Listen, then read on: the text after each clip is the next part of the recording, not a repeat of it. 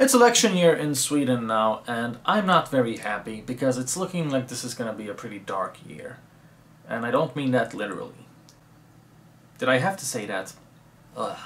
What I mean is, it seems like the information war will be taken to new levels. Just recently, our head of public service media said that she wishes Google and Facebook will take action so that the public isn't exposed to fake news during this election. Essentially, she's just asking them to censor alternative media and people like me on their platform. And we've seen a good bit of that already. YouTube has blocked me from the trending page, which keeps me from reaching new audiences. And I'm getting banned on Facebook for just about anything these days, so it wouldn't surprise me if YouTube and Facebook became even worse this year. Of course, this doesn't mean that it's all hopeless. There are ways to get around this. For example, if one of my videos gets taken down on YouTube or Facebook, I want you to upload it again. On your own page, your own channel, post it in big groups, just spread that shit around as much as you can. Just make sure to include the link to my channel in the video description so people can get more red-pilling content, and spread that shit around and post it around in big Facebook groups and just spread that shit anywhere you can. That's the way we strike back against censorship. It's like those videos that got in limited state. They got even more views than if they wouldn't have been censored, just because people were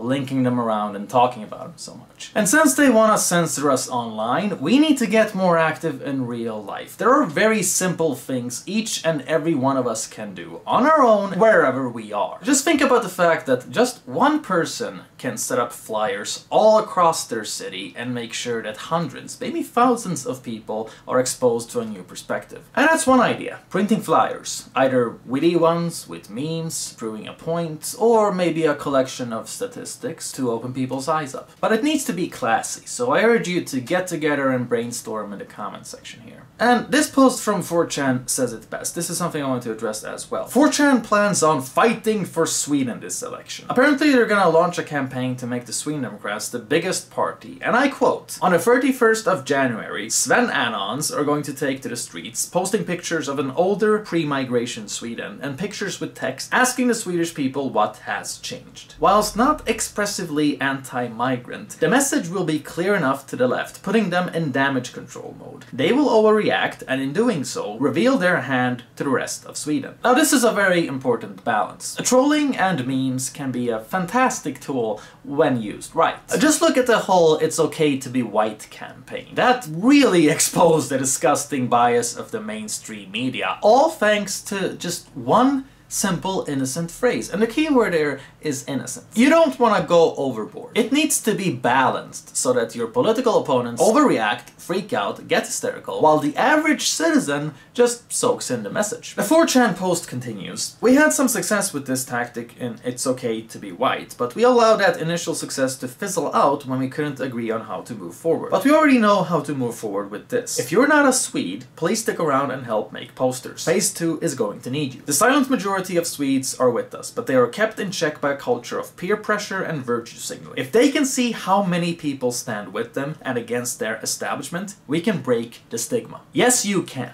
I firmly believe that this country can be saved, and I'm gonna explain why. Ever since the 90s, more people have wanted to decrease immigration than there are who want to increase. And in 2016, a poll showed that 70% of Swedes think immigration is too large. What you are seeing in Sweden has never been carried out with the people's consent. The people do not want mass immigration. They don't want multiculturalism. And many of them are completely oblivious to the negative effects of these policies, because the media has been hiding the truth from them for decades. You have to keep in mind, most Swedes don't live in ghettos. Most Swedes don't live near refugee houses. Most people don't personally experience the negative consequences of these policies. So why would they suspect that there's something wrong? It hasn't really been present in their day-to-day life up until very recently, so they haven't really had an incentive to problematize and question the image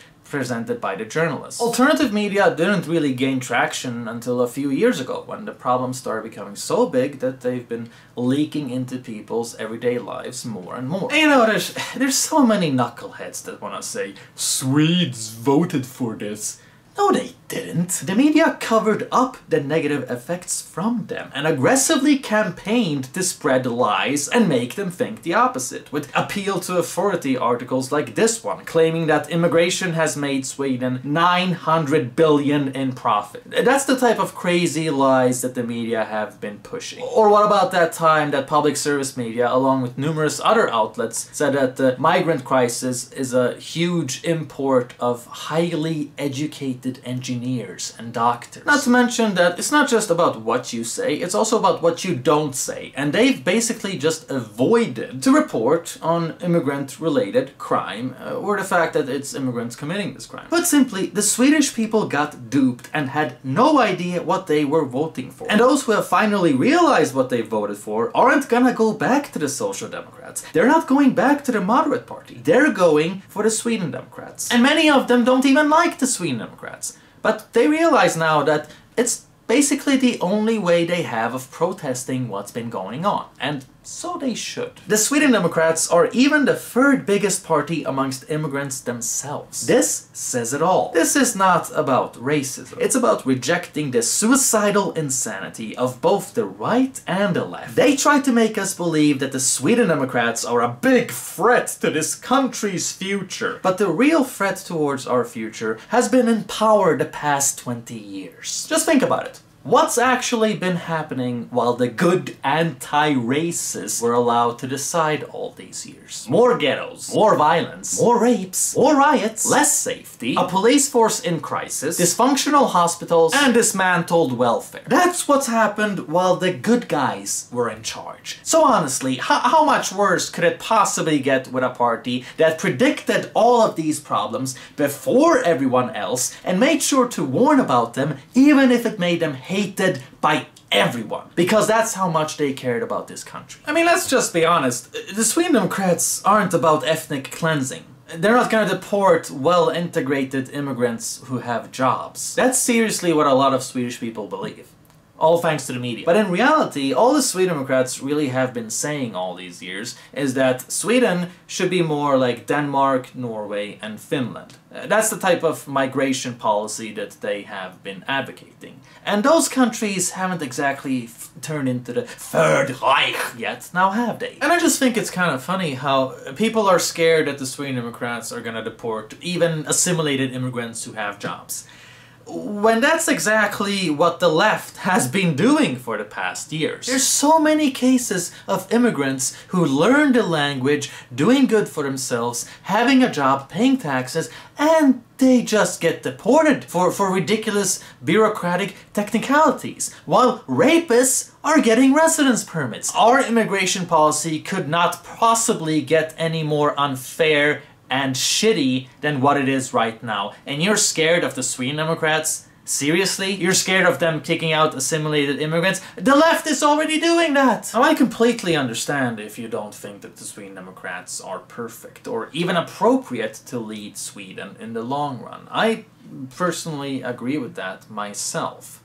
But at this point in time, perhaps we can't afford to be ideal. This is about winning a culture war. This is about normalizing dissenting opinions. It is not about being petty. It is not about being a perfectionist. It is about winning. And my advice to all of you, including 4chan, is to remind people not only of what Sweden used to be like, but also about the fact that both the right wing and the left wing caused these problems. Because now they're trying to act like they learned from it. Their new tactic to get votes is to pretend that they've cracked down on immigration. Even though the same year that this supposed crackdown took place, Sweden almost hit a historical record. 135,000 residence permits. That's almost the same level as the migrant crisis year of 2015. They told us that Sweden closed its borders. In reality, it's as bad as ever, and it's gonna keep being open borders until the parties that are responsible for this lose influence. The Social Democrats secretly negotiated a deal with the Green Party to let all age-cheating migrants stay, even after it was revealed there's a massive issue with imposters. And the right is now talking about how Reinfeldt-level immigration is small small and sustainable. Even though back in 2010, Sweden still had some of the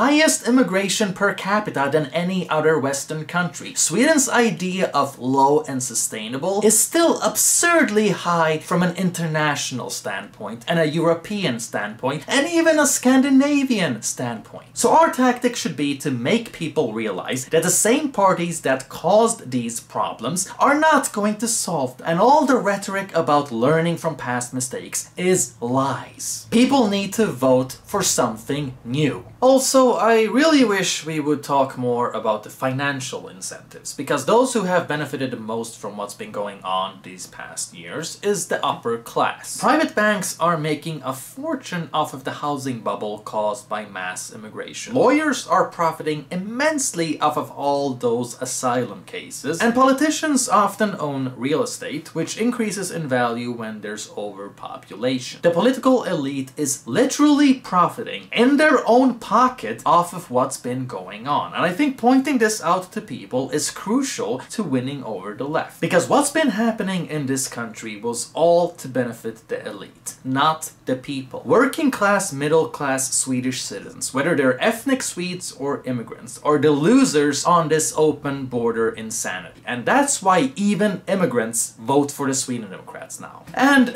honestly, I hope PewDiePie gets some balls and finally opens his mouth on Sweden, because that guy knows that he has the ability to change things for the better. He has a huge audience and massive influence, and he owes it to his country. Everyone knows that he's gotten red-pilled lately, and he says that he's sick of social justice. Well, what country is more infested of social justice than Sweden? If you're listening here, Felix, I know you don't live here anymore, but I'm pretty sure that you visit your roots from time to time, and I'm pretty sure that you don't want to see your parents' neighborhood turned into a ghetto, so why not do everyone a favor? I'm just saying. Last, but certainly not least, it is very important that you, uncompelled by anyone else, care enough to look up information on your own. Remember to visit YouTube channels and Facebook pages that you like, even when you don't get notifications or see any uploads from them. Because as I have described many times before, neither YouTube nor Facebook notifies my subscribers and followers when I upload new material. Because these sites are shit! And their algorithms are shit. It's really up to you to stay informed now, so make sure to voluntarily visit channels and pages, add them to your bookmarks, do whatever, nigga. And it's very important that you dare to speak, dare to debate, dare to say the truth and spread uncomfortable facts to everyone around you, whether it's your school, your workplace, whatever social circle. Because few things are more powerful than word of mouth. I can't tell you the amount of time that my life has changed and my perspective has changed thanks to conversations with other people. So it's very important that you dare tell the truth and inform those around you as well. Don't just share a video, talk to people. So dare to debate and stop being scared of the consequences. There are way more important things in life than keeping a job you hate and getting approval from people who don't respect you anyway. This country is going to shit, and you're not gonna get any amount of chances to turn this development back around. So start sharing those facts and get the meme magic going. Pop!